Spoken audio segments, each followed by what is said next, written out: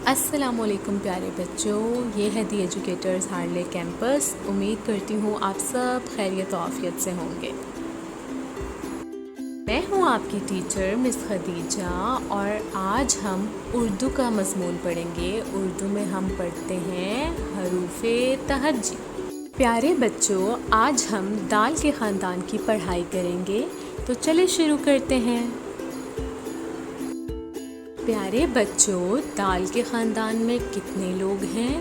3۔ دال، ڈال، زال۔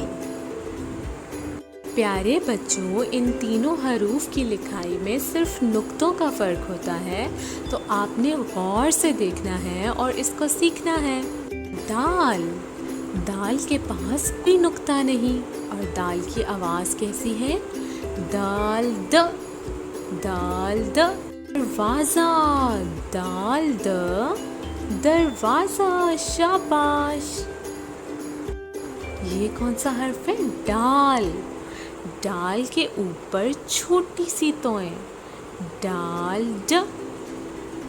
ڈھول، ڈال ڈ، ڈھول، شاباش پیارے بچوں۔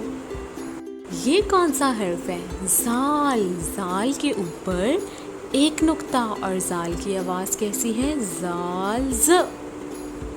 ذخیرہ، زال ز، ذخیرہ، زال سے کیا بنتا ہے؟ ذخیرہ۔ شاباش پیارے بچوں، آپ نے بہت اچھی پڑھائی کی۔ اب آپ نے کیا کرنا ہے؟ آپ نے اس کی دہرائی کرنی ہے۔ اللہ حافظ۔